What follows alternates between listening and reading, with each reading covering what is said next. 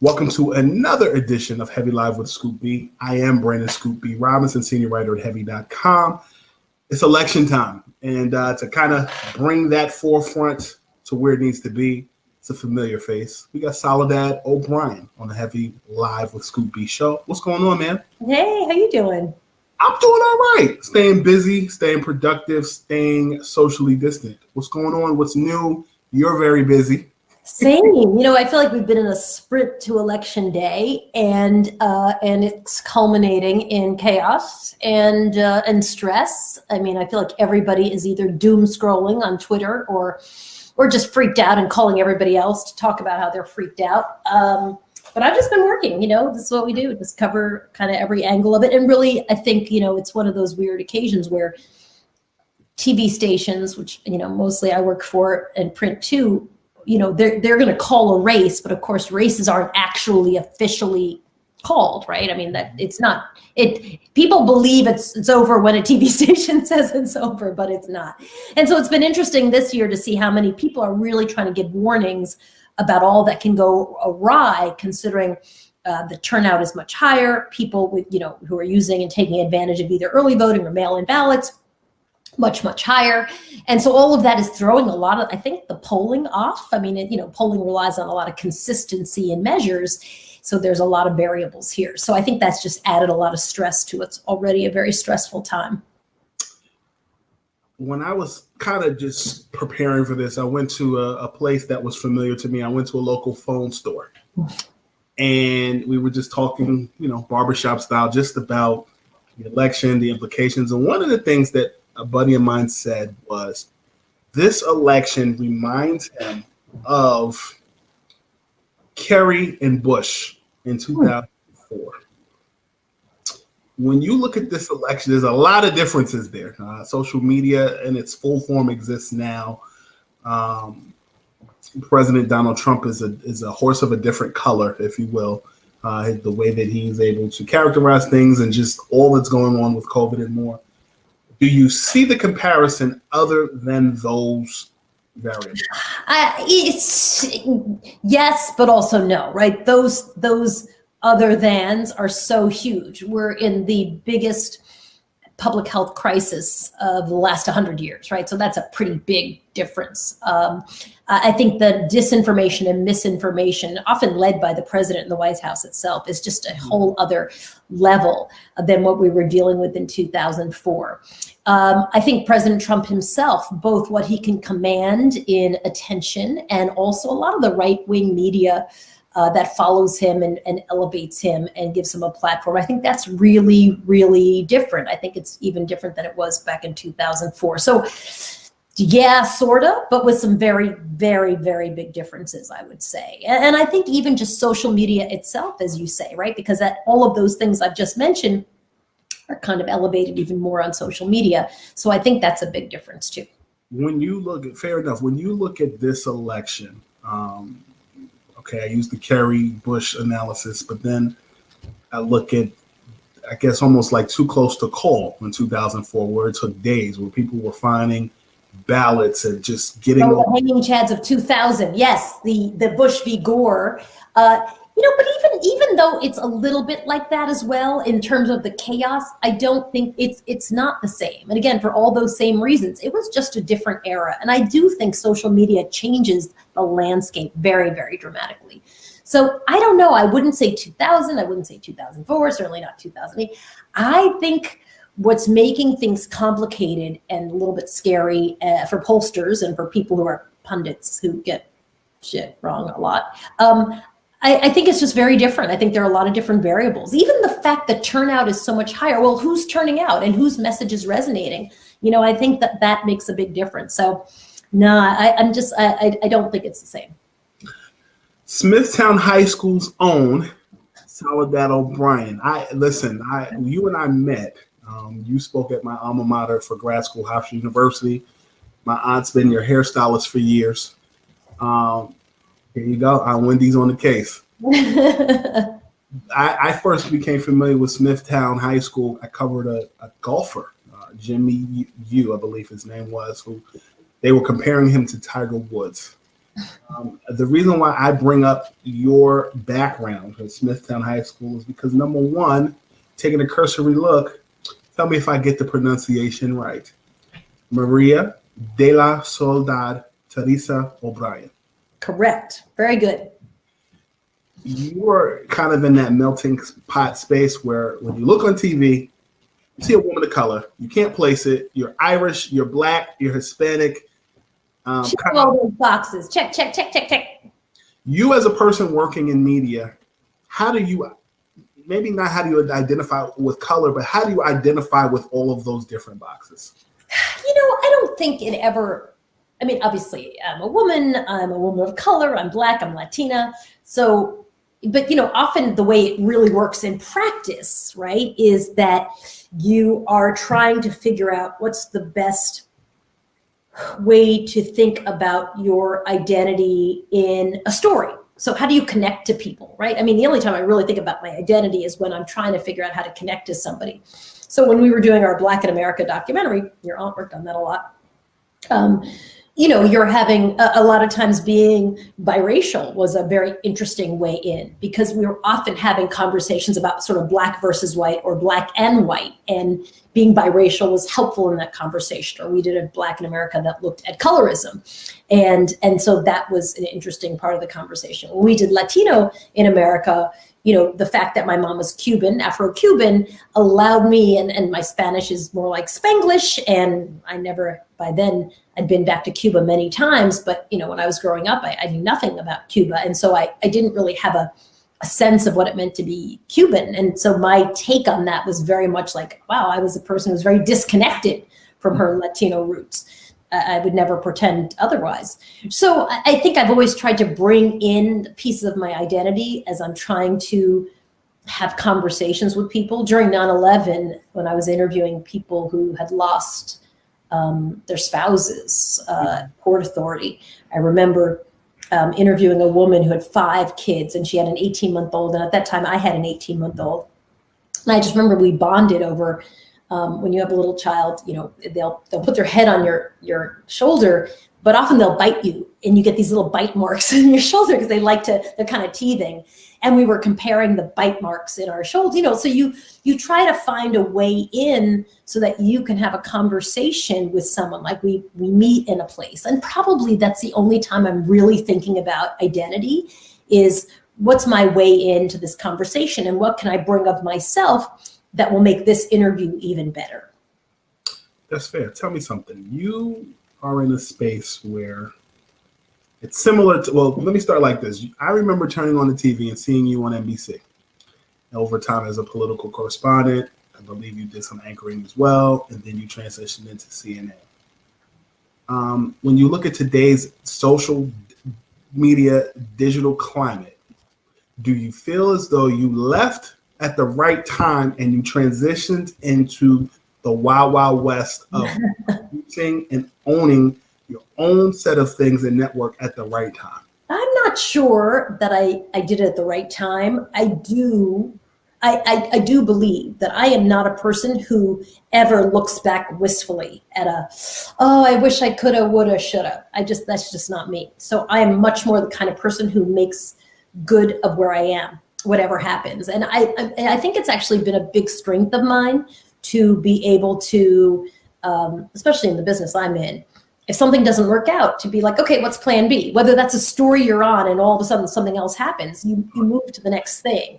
I don't get super beholden to like, no, I want this to happen. If it's not going to happen, if it's clearly not going to happen, if it's time, something has run its time, I'm pretty good at saying, oh, other pretty shiny thing over here, this looks interesting.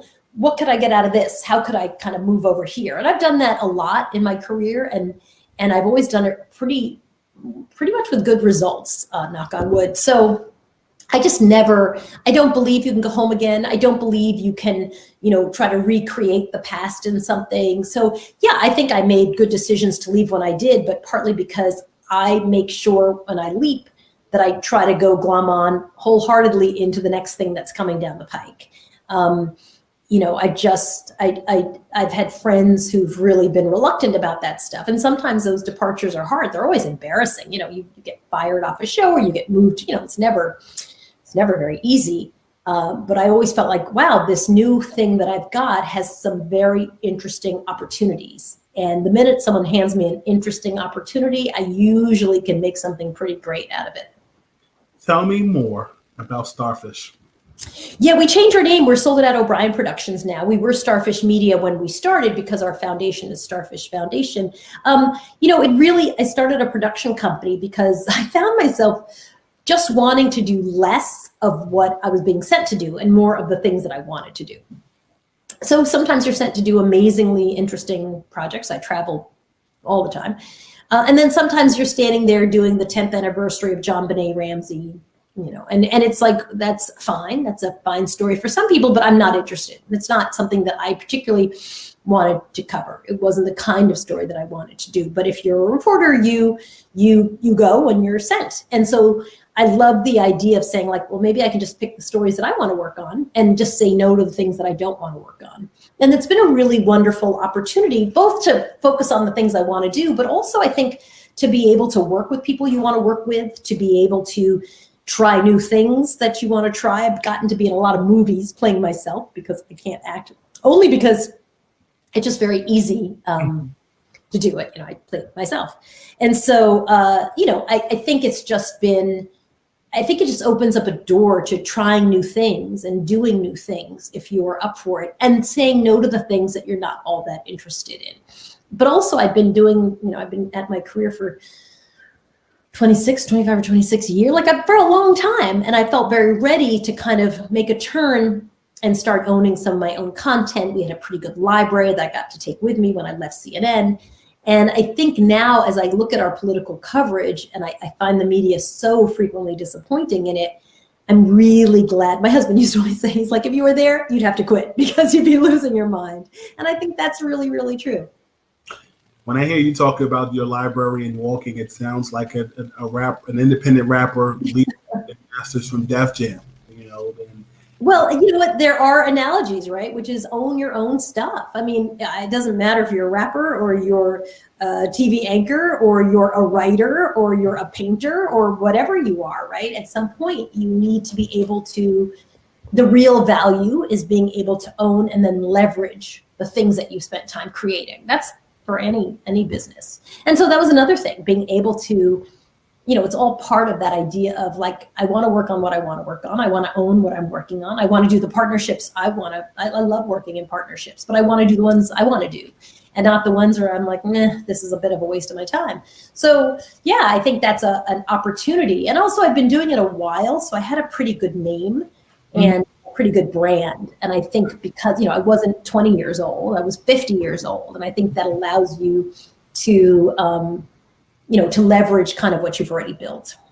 Was Black in America the catalyst for when you decided that you wanted to do more content creation, or was there a moment before Black in America that sparked it? That's such a great question. I think when I started covering Hurricane Katrina, it made me realize, that was 2005, Black in America was 2008. I think I began to realize that there was this tremendous opportunity and also importance in the job. That actually, we had a very important job. That it was, at the risk of sounding like a complete cheeseball, that there was a bit of a calling to go and try to run around and find and elevate stories of people who'd been kind of left out of the narrative. And so I think I began to really think that could be my focus, because I did that pretty well. I know some people love to have the bold-faced name interviews. I don't care. It's never been my thing. And often someone will say to me who, if you could pick anyone to interview? And I'm like, oh my gosh, I'm about to disappoint you, because I won't name a president, and I won't say the Pope, and I won't say Jesus Christ. Right? I like interviewing regular people who've been thrust into the moment for some reason beyond their control. That's interesting to me. And those have always been fascinating interviews for me. So, I think that probably was the reason that I started thinking about that I had a particular voice, and I think a good ability to elevate and hand the mic off and help tell those stories in a way that humanized and gave a lot of context to these stories that were often ignored. That to me I thought was a skill that not everybody had. And I think some people do really great celebrity boldface name interviews. That's never been my thing. I just don't. So I think it was really Katrina. And then after that, Black in America, I think really reinforced that. Like there were so many interesting stories to tell about communities, Black in America, gay in America, education in America, Muslim in America, that were nobody you had ever heard of before, but that you could do a riveting 6-hour documentary on people you'd never heard of. Usually folks like that don't get a 6-hour documentary.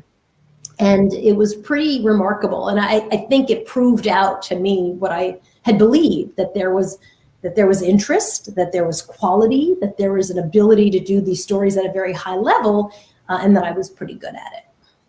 Soledad O'Brien in the place to be, Heavy Live with Scoop B, talking all things politics, documentaries, and more. You mentioned Hurricane Katrina kind of being that catalyst. When I remember distinctly about Black in America was one. First of all, it felt like for my generation what Roots was for my parents' generation. Go home and watch Black in America.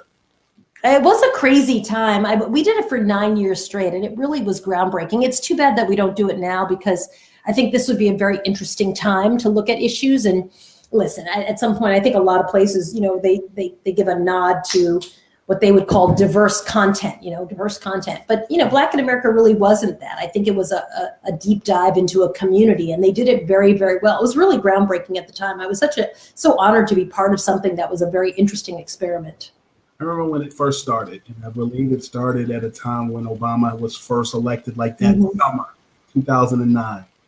And I remember when you first started it, there was the issue with Beergate, where basically the whole thing with Dr. Gates happened. The Beer Summit. Yes, Beer Summit. I was getting Skip Gates had been arrested. I think he was actually arrested going in his own house by the Cambridge police. The very famous Harvard professor, Skip Gates, had been arrested at his own house, right? Really, I think, showing people that did not matter if you were famous or you were well off, which he is, or you were renowned, which he is, that if the police decided that maybe you didn't need to be there, that they could arrest you. And he walks with a cane, obviously, and they had actually roughed him up a little bit. And so President Obama had held a beer summit where the arresting officer, along with Dr. Gates, got to sit down and kind of have a conversation. And it started because in his media availability, his presser, he said that he thought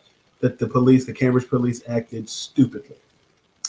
And I remember that being a thing. And I think it was a reminder in that instance that although he is of color, he is an African-American male, he does represent the United States. But as a Black man, he understood where he came from or what he was. How do you think it would have been different now versus then, had he addressed it and your programming was head on back, going on now? I feel like that was so futuristic. Yeah, I think now, listen, people have had more conversations now about policing and race. I'll tell you a story from that very doc. When we did Black in America, I was asked to go to the TCA, Television Critics Association. And you sit on a big stage and they ask you questions. Tell me about the doc. How did you decide to do it? How did you interview people? Blah, blah, blah. And at one point someone said, so what was your biggest takeaway from this doc? I said, the thing that was most interesting to me, this is back in 2008, I said was about policing. Whether you talk to very wealthy Black people who were in the doc or solidly middle-class Black people who are dropping their kids off to college, or very, very poor Black people who were literally being evicted on the very day that I was interviewing them. When it came to talking about policing, they all sounded like they were reading off a script. When my son turned 13, sometimes daughter, but usually son, when my son turned 13, I told him, if you are stopped by police, this is what you need to do, right? And I told that story. I get off the stage and my boss says to me, that's not true. This is my boss's boss's boss. He was the head of CNN Worldwide.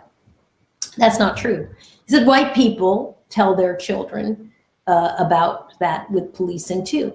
I said, I think it's different. I think for white people, it's about, don't be disrespectful. But I think for Black people, I think Black parents are trying to help their children survive an interaction. I don't think white parents think their children aren't going to survive an interaction with the police.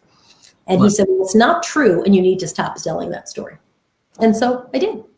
Because that version, right, was so uncomfortable back in 2008. Like this idea of like that, and that was a revolutionary idea when I said it. Like everyone were like, "Wow, policing, that's interesting." And now, of course, we look at all the conversations that are happening across America, not just in Black families, but I think people are beginning to really, with the George Floyd killing, really beginning, people who didn't believe it was a thing, I think are beginning to understand that it is a thing. The number of corporations are having these conversations because their employees are affected is huge. So I think that that's really changed dramatically from when I first was working on Black in America, that there's much more insight, and also more people have phones, and there's much more social media to post that stuff, et cetera, and all that matters. But George Floyd wasn't the first person to be killed and captured on tape being killed or injured. And yet that had a huge impact. And again, I think Black people knew that existed. But I think for a lot of white people, that was a shocker. 30 Rock.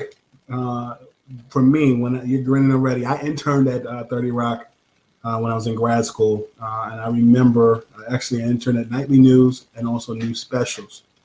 I hated it, but I learned a lot.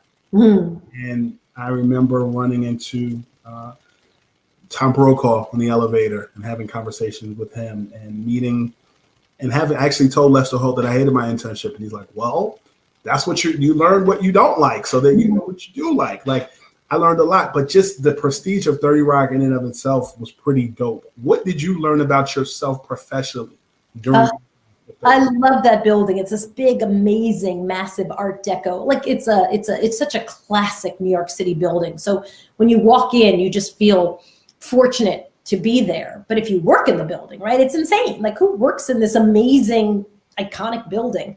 My first ride at 30 Rock was with Jane Pauley, who could not have been any nicer. And then a couple of weeks later with Gladys Knight, who had no people with her and was just going up to probably the Today Show or something.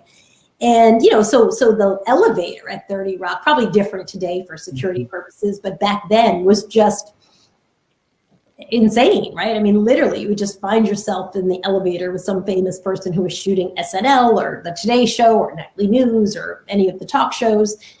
What I really learned, I learned to be a good producer there. I love producing, and I really learned a lot of skills that I found working in a big corporate environment was very helpful.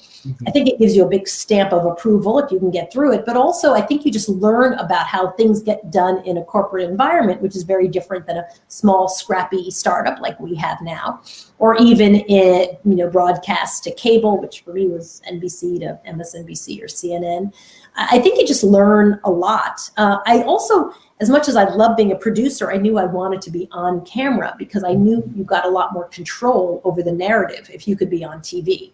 So as much as I love work with a guy named Bob Bazell, who was amazing, but as long as you were working for somebody else, right, it was kind of their vision and you were there to help them realize their vision. And until it was your own vision, until you were the face of the story, you kind of gave away a little bit of your power. So it's really where I learned the important nuts and bolts of producing, but also that I really wanted to be on air as a reporter and then an anchor. How often did you hit up the Magnolia's Bakery spot? When I was there, Magnolia's Bakery was not a thing. That came later. So, but then later I would go specifically there to go to Magnolia's Bakery.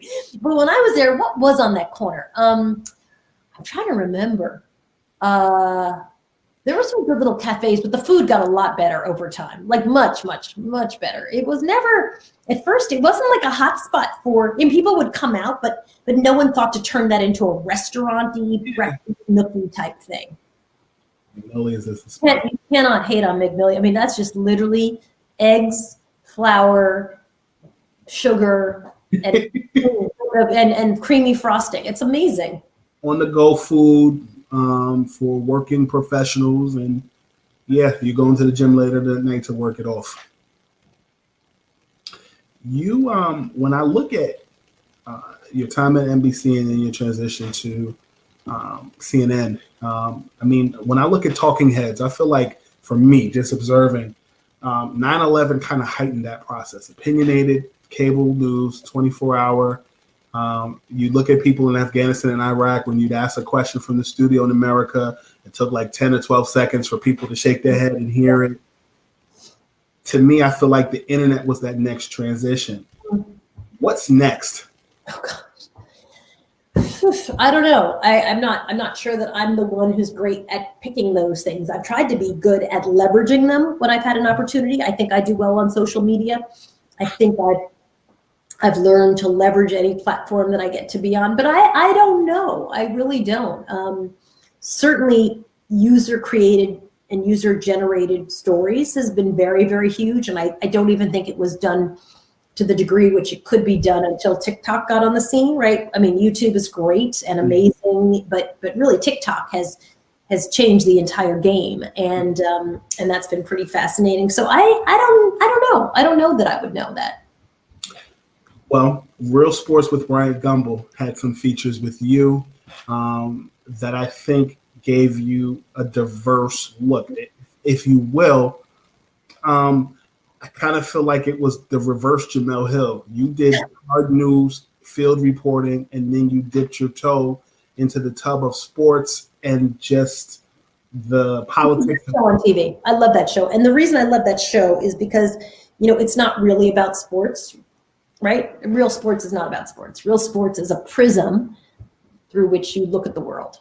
And it happens to be about sports, but you don't need to know anything about sports to like the show or report the show. Literally, there's nothing. If you're interviewing a soccer star, there's no prep about the rules of soccer if you don't know them. You don't need to understand, like, hey, how did this team do over the last 3 seasons?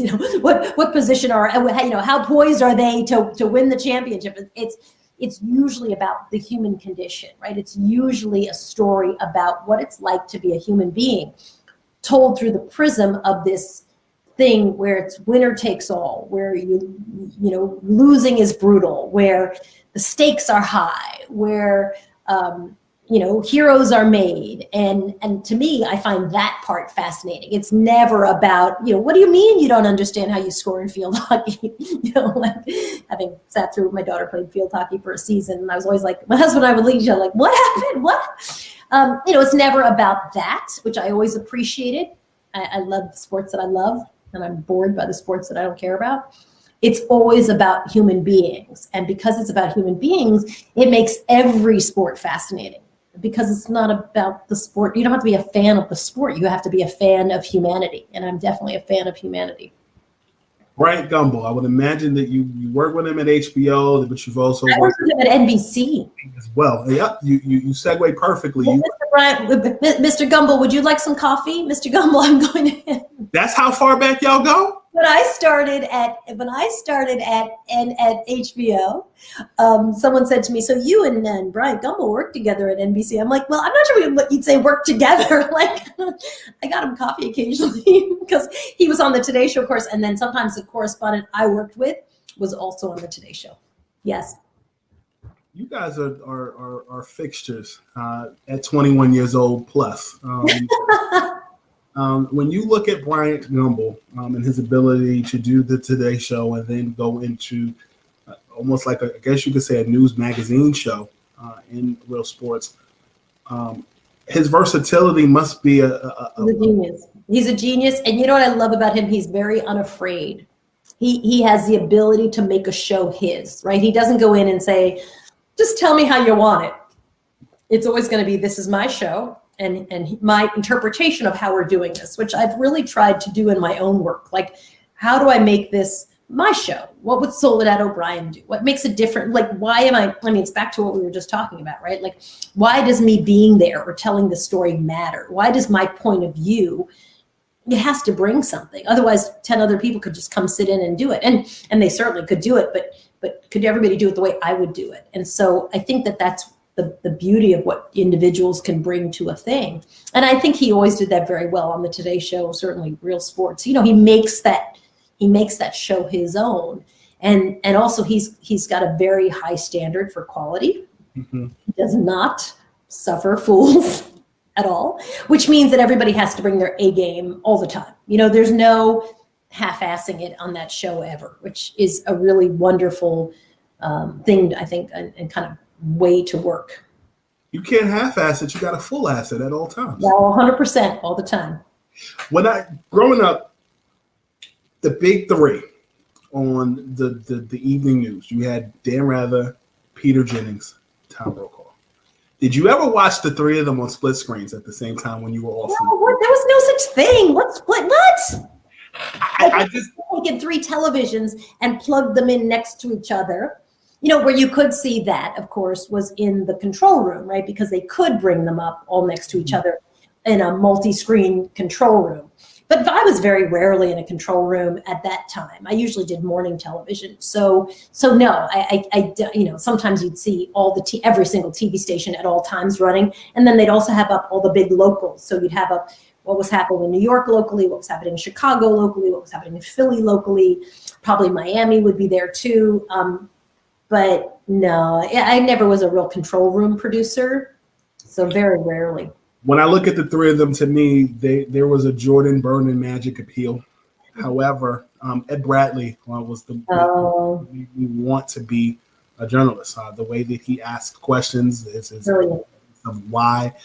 Same with Barbara Walters. Who did you grow up watching? All of them. All of them. I thought Barbara Walters was amazing. Connie Chung. I watched a lot of Connie Chung. There was a woman in New York named Gloria Rojas. Mm-hmm. She had a very strong, I think she was Puerto Rican, and she was always like, I'm Gloria Rojas. Mm-hmm. I just thought that was the greatest thing ever. But I think for me, I was working in TV news when Katie Kirk started working on the Today Show. I thought she was a great role model of kind of the way she navigated her career. I thought that was really interesting.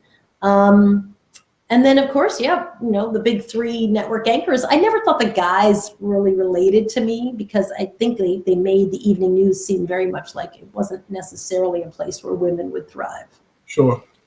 No, that's real. And this is not a man's world. This is a woman's world that a man is gracious enough or they have the privilege to be in.